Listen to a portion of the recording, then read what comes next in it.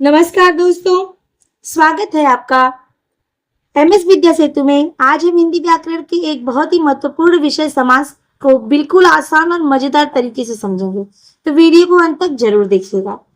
तो दोस्तों, समास का क्या है? समास का अर्थ क्या है?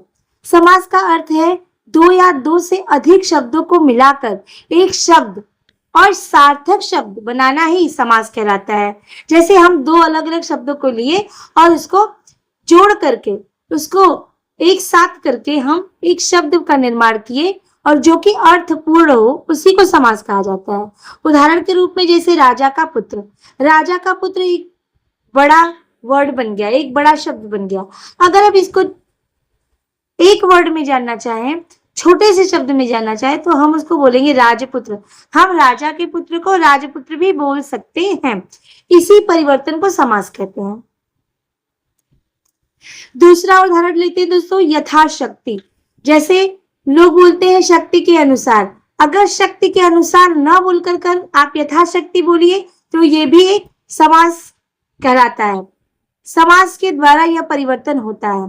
नील कमल, जैसे नीला है जो कमल, यह भी समास है। तो यह समास के प्रकार में आता है। कितने प्रकार के समास होते हैं? समास के प्रकार। समास दोस्तों 6 प्रकार का होता है। कौन कौन सा?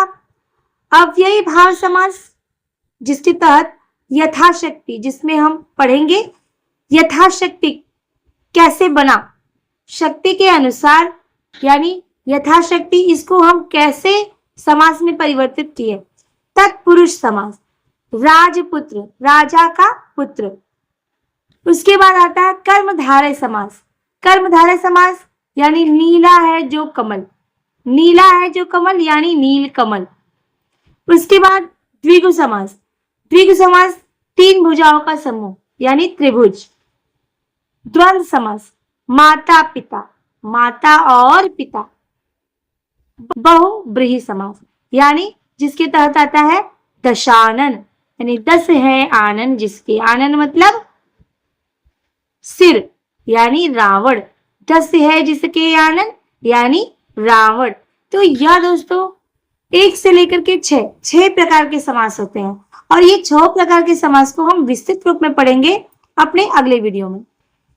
दोस्तों, हम आशा करते हैं कि आपको यह तो समझ में आ ही गया होगा कि समास क्या है और समास के कितने प्रकार हैं।